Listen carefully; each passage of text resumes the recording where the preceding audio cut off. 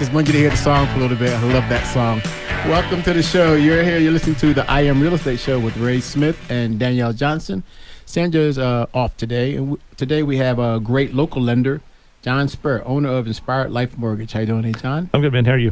Yeah, I thought we start off by asking, why would we recommend a local lender over a national lender for buying a house? Well, I know you guys and several of the realtors that I also work with, they love to see an offer letter that has a local lender, that they know that it's somebody here in town that you can touch. You can talk to, you can drive to the office, sit down, see them. It's not somebody sitting in a booth at some call center in, I don't know, Phoenix or Colorado or wherever those call centers might be. But the other nice thing about using a local lender is, I've been here my entire life. Mm-hmm. I just had another birthday.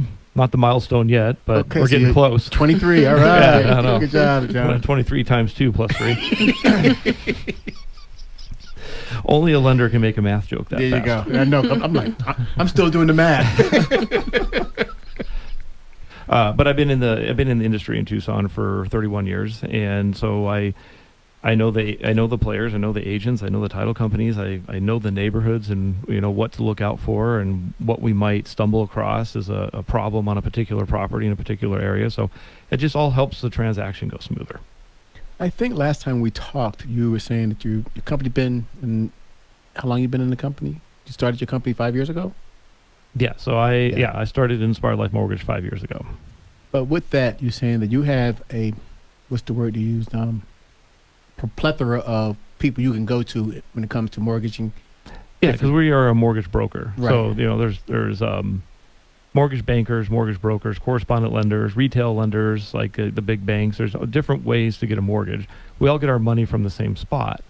The nice thing about being a mortgage broker is I have access to, if I wanted, hundreds of lenders. I have relationships with 28. I have 18 that I use annually. I have about 4 that I use on a regular basis. But it gives me options. I'm not confined to just whatever little box the other companies confine their LOs to. Yeah, you pretty much open up your aperture when it comes to trying to help a person getting a loan. That's a big fancy word for you. I was wondering if he actually knows what it means. It has to do with the camera. Opens up the lens, closes the lens. It's impressive. I don't know what to say with that. This is what happens when Sandra's not here. Yeah, she usually backs me up and helps me out here. I'm all on my own.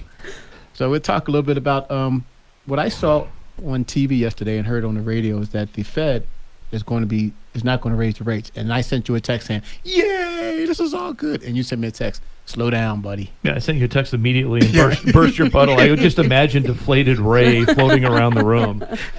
The Fed's number one. The mortgage industry and the bond market already had built in that the Fed was not going to raise rates yesterday. Okay. That was something we pretty much was a guarantee and we knew was not going to happen. What they did is the next closest thing they could to raising rates, which was they changed their dot plot and they changed their verbiage and they pushed out how long they're going to keep these rates elevated. So now we're looking at possibly the end of 2024 or beginning of 2025 before we see a relief in rates, whereas before it was the middle of 2024. So that in return has pushed mortgage rates up. Although the Fed didn't increase short-term rates, they said that they're going to keep the rates where they're at higher for longer, and that in turn made the mortgage bond market freak out and went up about 0.3% in a day. In a day. Wow.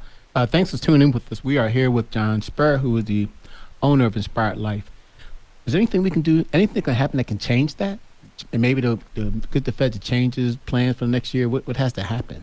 It's all negative, and I don't want to start throwing scary stuff out there, but it's like scary things need to happen.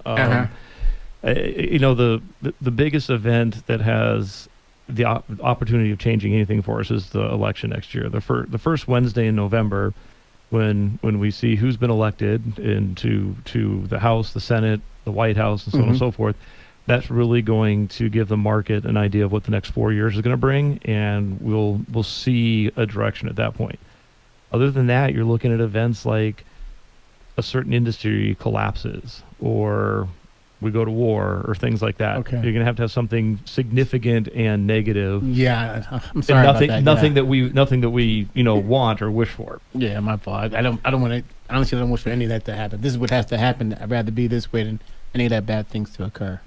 So right now we're looking at rates staying high. Are we expecting they're going to increase at all, or are we expecting they're going to be pretty consistent for the next year and a half?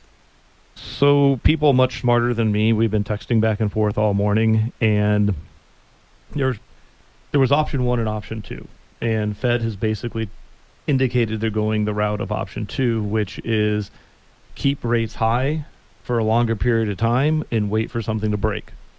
So the other option was they could just keep raising rates until they put the complete brakes on the economy. I think they're afraid to put complete brakes on the economy, especially going into an election year. Right. So they've indicated the plan is, all right, we're going to keep rates high for a long period of time and wait for something to break. So right now, for buyers who are trying to decide what to do, I mean, that's not the best news. It's good to know that hopefully we're not increasing much, but to know that they're staying high for a while. So the market that we're in right now is, I mean, this is it, right? There's nothing to wait for at this point. So we're going to go back to there's a cost of waiting, right? Right. We're looking at this rate environment somewhere between the predictions that came out were going to be somewhere between 6.5 and 8.5 for an extended period of time. And I know that's a 2% range, but because rates do go up and down throughout this period. We're still expecting 3 to 5% appreciation per year. Right, for the house. Right. So we're just going to do real simple, easy math. You buy a $100,000 house next year, it's worth 105.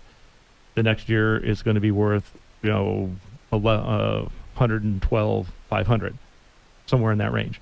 So in a 2-year period, at a $100,000 house, appreciate $12,000. You are leaving that $12,000 on the table if you don't go buy a house, if you're renting. Right. And even though rates are at 8.25, where they are. The other thing is, remember, when you rent, your interest rate is 100%. Yeah. 100% of your money is going to somebody else. You're not paying down. I have to use that. Your interest rate. That's the word I'm looking for. Your interest rate is 100%. So if you can afford your rent payment and you have good credit, you can qualify for a mortgage. Invest in yourself. I mean, every time I'm on this show, I think I say that same line over and over and over. We keep trying to emphasize that too, John. Even if you don't have good credit, your point is to go to you now and then start trying to find a way to get your credit good so you can go and get into a house sooner than later. So to your point, for buyers out there right now, they're looking to buy a house. This is the rate environment we're in, and we're going to be in it for an extended period of time. Don't listen to people that tell you, in 6 months rates are coming down, you'll refinance, you'll do that. This is where we're at.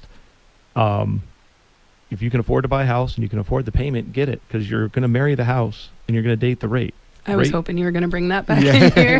Rates are going to come down, but it's going to be a couple of years. But at that point, you're going to be able to refinance and get a significantly lower payment. And your house will appreciate it by then. And your house will have appreciated by then. Hey, we're heading to the break. Thanks for spending part of your afternoon with us. You're listening to the I Am Real Estate Show on 1030 AM KVOI The Voice. We'll be back with more with